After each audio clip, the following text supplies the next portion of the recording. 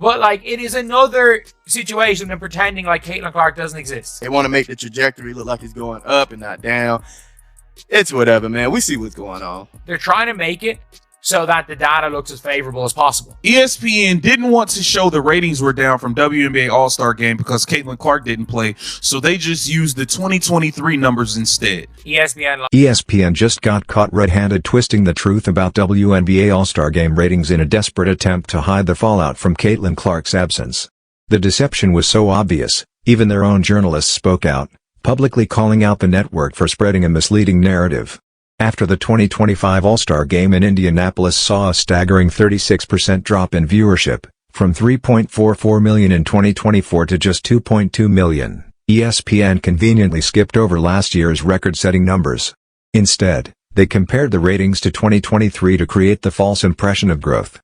If you think Caitlin Clark is the WNBA's true needle mover, drop a comment below saying needle mover. Let's go. Yes, you guys heard me correctly. The numbers are in, and just like I told you, there was a boycott. You got to understand, these numbers, they did like 2 million viewers. That's up from 2023. 2023 was a little over 900,000. So it is up. So the numbers are going up, but compared to last year, it fell by 40%. Oh, so they going to try to spin it. Okay, it could be the second most watched of all time. Of course, it's going to be that, but compared to last year, you still down 36%. What makes ESPN's statistical gymnastics even more ridiculous is the location of the game, Caitlin Clark's own home court in Indianapolis. This was meant to be a landmark moment for the WNBA, a star-studded celebration in the city of its biggest name. But instead of a historic win, it became a ratings disaster so humiliating that ESPN resorted to spinning it into a success story using nothing but smoke, mirrors, and selective stats. Skewing data.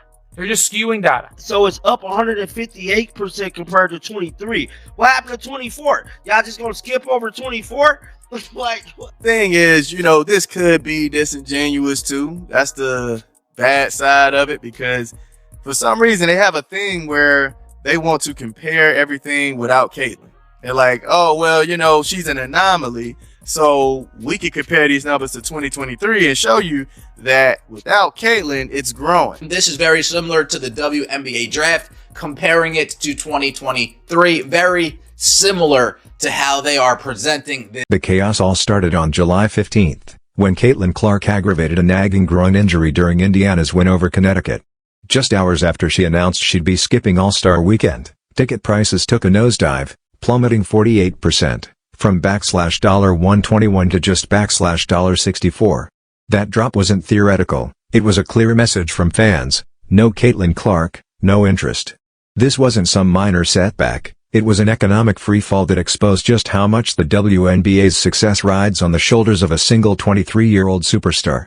And it's even more alarming when you consider this has been Clark's most injury-riddled season so far, missing 10 regular season games after playing every single one through college and her rookie year. Which raises a serious question: can we really trust mainstream sports networks to report the truth when they're financially invested in the leagues they cover? So for all the people that thought that it wasn't a boycott against this All-Star Game, it was, bro. People was just DMing me, telling me that they wasn't going to look at it. People was telling me that they refunded their tickets. I was even supposed to be there, and I decided not to go because of the things with the referees and the WNBA disrespecting Caitlin. 1,250,000 viewers, woof, out of existence. No Caitlin Clark, not tuning in. You don't have to dig deep to catch ESPN's sleight of hand. Just look at how they framed their so-called historic ratings success. Instead of acknowledging the massive drop from 2024's record-setting numbers, they cherry-picked data from 2023, a year when Caitlin Clark hadn't even gone pro and the WNBA barely registered with casual fans. Rather than admit that viewership fell by over 1 million people year over year, ESPN flooded social media and press releases with a conveniently misleading stat, that 2025 ratings were up 158% compared to 2 years ago. That wasn't a simple oversight, it was a calculated PR stunt, designed to twist the narrative and cover up the undeniable impact of Clark's absence. So all of you guys can sit there and say, oh, you guys are just trying to uplift one player. Oh, the league is more than one. I agree, the league is more than one player. It's more than one good basketball player. But is there more than one player that moves the tide? No. We just have to be honest. It's okay. What really exposes ESPN's game is their sudden shift in tone. All season, they've credited Caitlin Clark with driving record growth, filling arenas, boosting ratings, and putting the WNBA on the national map. But the moment the All-Star Game flopped without her, the narrative flipped. Suddenly, ESPN acted like no single player really matters. Desperate to redirect attention, they hyped up the Friday Night Skills Challenge and three-point contest, touting its 1.3 million viewers as an 89% increase from last year. But they conveniently left out the truth. That bump had everything to do with new format changes in a primetime slot, not some sudden surge in league-wide interest.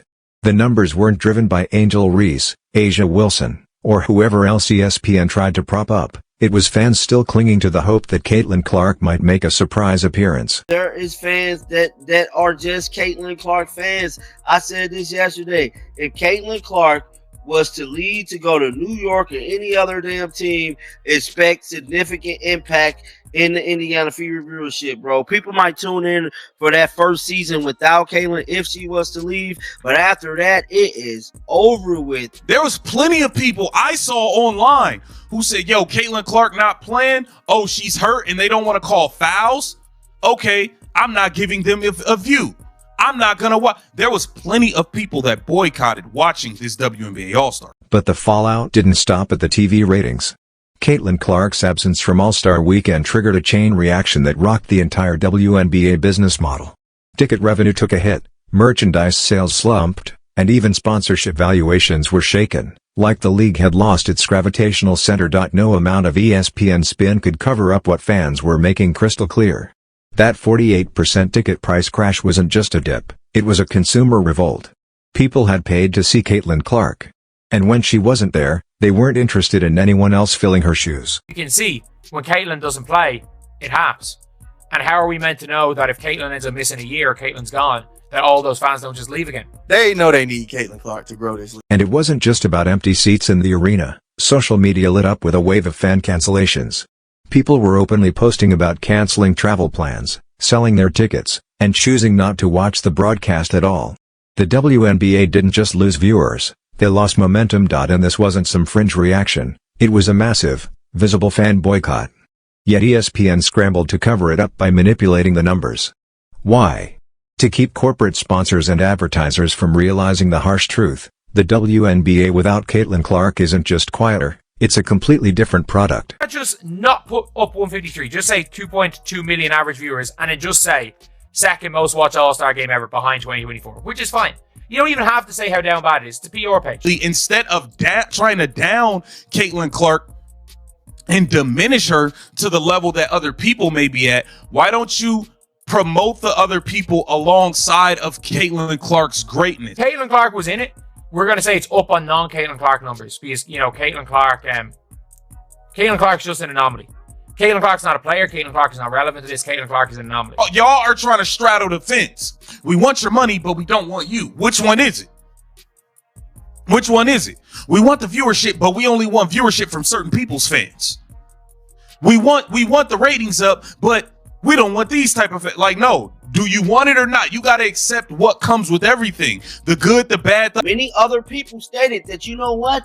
It was sold out. It was not a boycott. Well, you know the old saying, men lie, women lie, and the numbers don't.